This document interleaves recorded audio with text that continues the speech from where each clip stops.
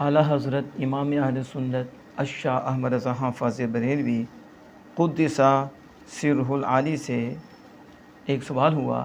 زید کہتا ہے کہ مولانا احمد رضا خان صاحب ترجمہ کنز الایمان رحمۃ اللہ تعالی علیہ ہر کتاب اور خط میں لکھتے ہیں راقب عبد المصطفیٰ صلی اللہ علیہ وسلم خدا جل جلالہ کے سوا دوسرے کا عبد کیسے بن سکتا ہے؟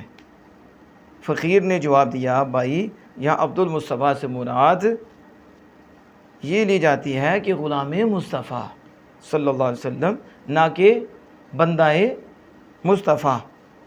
اعلیٰ حضرت امام اہل سنت اس کا جواب دیتے ہیں، فرماتے ہیں اللہ عز و جل، یہ ہے اعلیٰ حضرت پہلی دلیل قرآن سے۔ یہ جو ہم کہتے ہیں اعلیٰ حضرت کی دلیلیں ہیں قرآن سے، دلیلیں ہیں احادیث سے، تو یہ ہے دلیل قرآن سے، تو یہ ہے دلیل جو نہ مانے وہ ہے ذلیل، کیونکہ وہ قرآن کو نہیں مانتا۔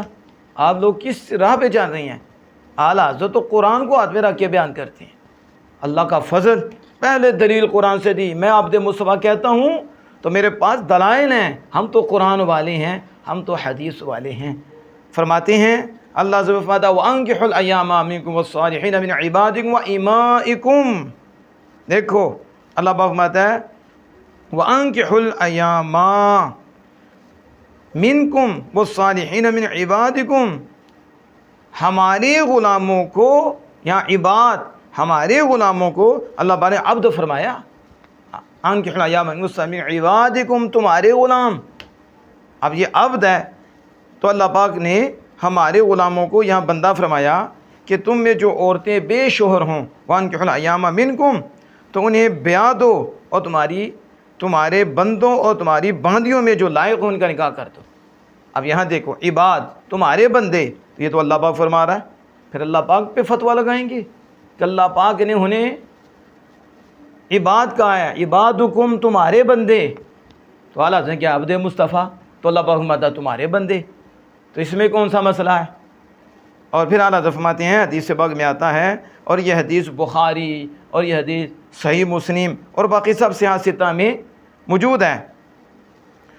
کیا آتا ہے؟ لیس علی المسلم فی عبدہ ولا فرسہ صدقہ، مسلمان پر اس کے بندے میں اور اس کے فرض میں کوئی صدقہ نہیں۔ یہاں تو حضور ہمارے مسلمان کا بندہ، عبد مسلمان کا بندہ، بندہ ہی مسلمان، تو کیا یہ کفر ہو گیا؟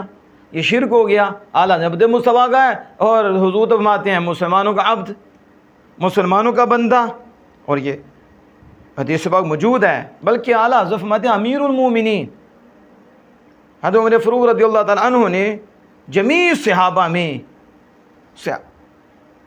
کے مجمع میں صحابہ کرام کو اعلانیہ خطاب کرتے ہوئے سر منبر یہ فرمایا کہ کنت مع رسول اللہ صلی اللہ علیہ وسلم وکنت عبدہ وخادمہ، کہا میں رسول اکرم صلی اللہ علیہ وسلم کے ساتھ تھا اور میں رسول اللہ صلی اللہ علیہ وسلم کا عبد اور خادم تھا۔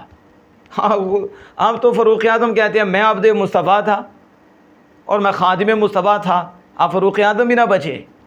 رسول اللہ صلی اللہ علیہ وسلم پہ بھی یہ فتویٰ آیا، کیونکہ حضور نے کہا اور اللہ نے بھی فرمایا، اور پھر حضور کے پرورتہ سینہ فاروق اعظم جمیع صحابہ میں کہا کنت عبدہ و خادمہ، میں رسول اللہ صلی اللہ علیہ وسلم کا عبد ہوں، میں رسول اللہ صلی اللہ علیہ وسلم کا بندہ ہوں اور رسول اللہ صلی اللہ علیہ وسلم کا خادم ہوں، یعنی عبد مصطفیٰ ہوں۔ اب یہاں دیکھیے نا کہ بندے کو خیال کر لینا چاہیے بولتے ہوئے یہ اعلیٰ حضرت ہیں، ایسے اعلیٰ حضرت نہیں، اور پھر جن کو پتہ ہی کوئی نہیں انہیں کیا پتہ اعلیٰ حضرت کیا ہیں۔